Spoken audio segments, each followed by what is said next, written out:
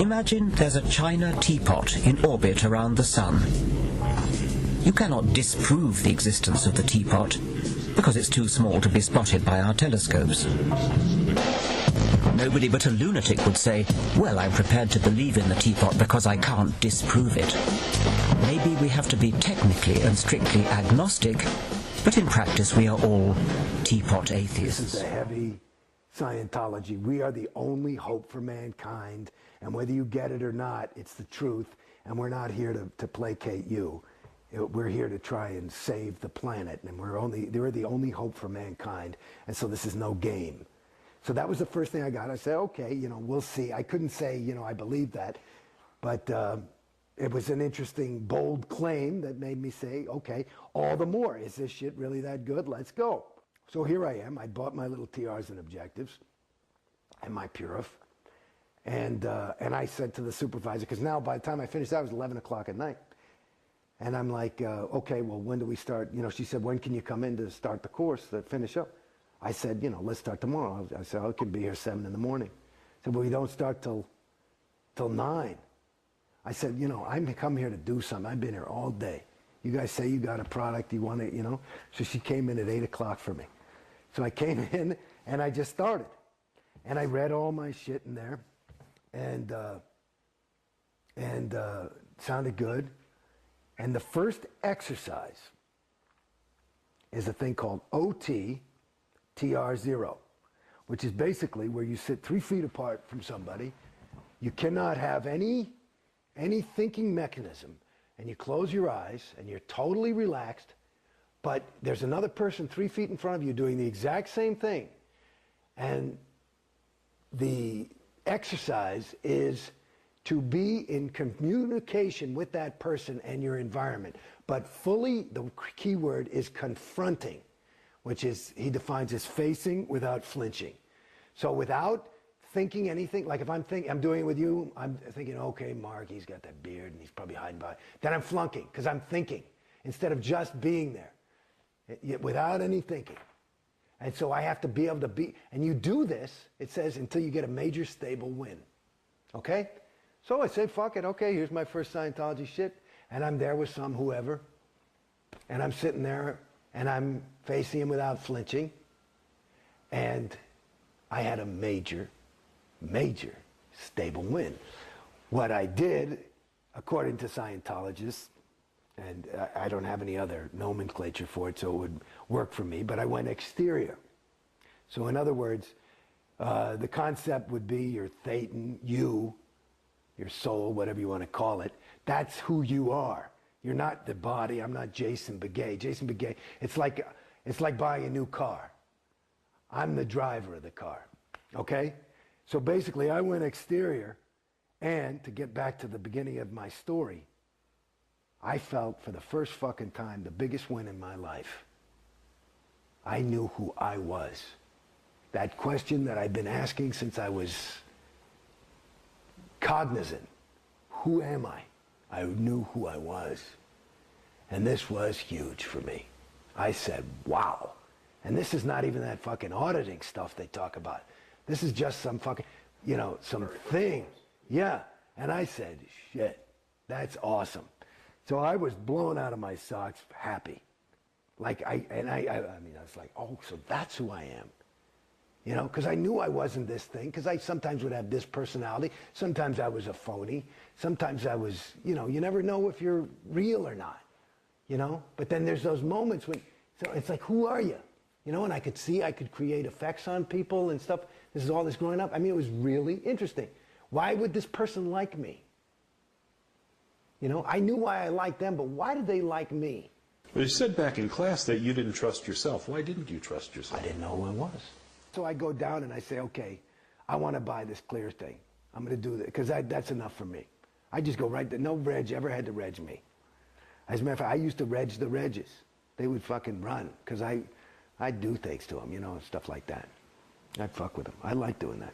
But at any rate, so I go to the reg, I say, I want to do this thing, and I figure it's going to be like, between 5 and 10 grand. Because the Purif thing was like 1,100. Figured clear thing, it's going to be more. But I figured, what the fuck? I had a couple of bucks saved, and I said, what? Well, I buy the fucking, they tell me the price of the thing, and that's another thing. You know, the way they just can't say, you know, oh yeah, the clear, it's $11.50.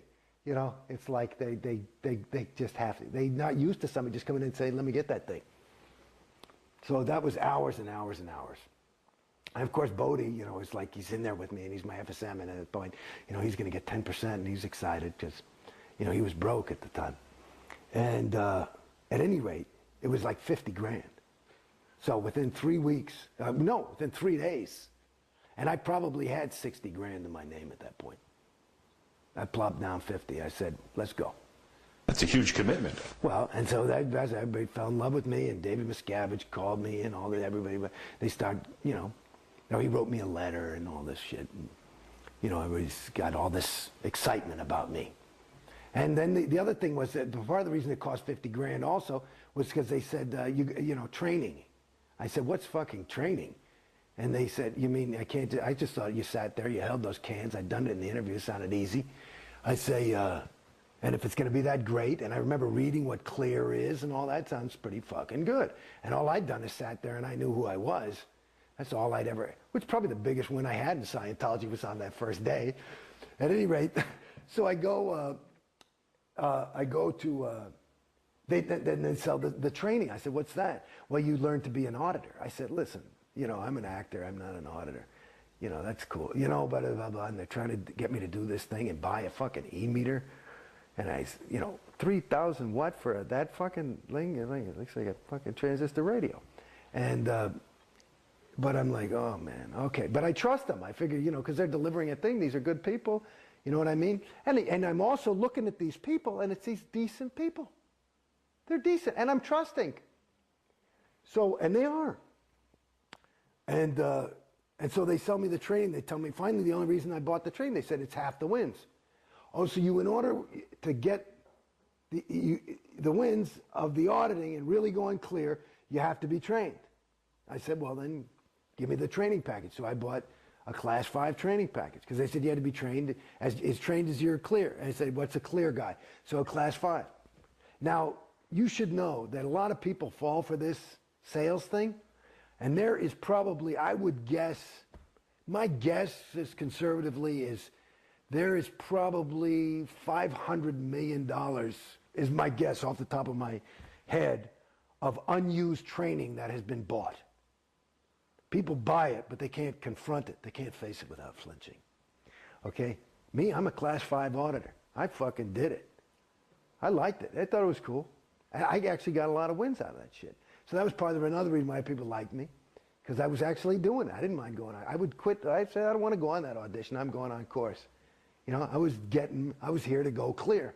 I figured I can do this in about 5-6 months. What the fuck? You know? Let's go. And I basically did that. You know, I'd stop to do a little bit of stuff to pay the rent. But basically, I was in the org from 8 in the morning. I had my own auditor. And she just audited me all day. I got all the other PCs off her fucking line.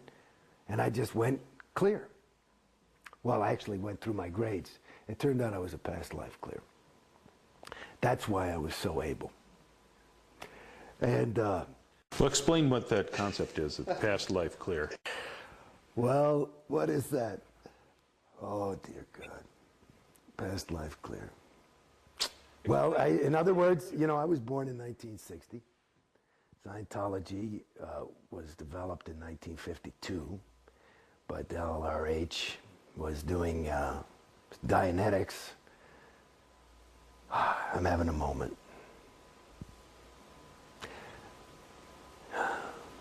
See, this is part of the moments of coming out of Scientology, for me at least. I think it might be something common to a lot of people, but there are moments where you just feel a loss.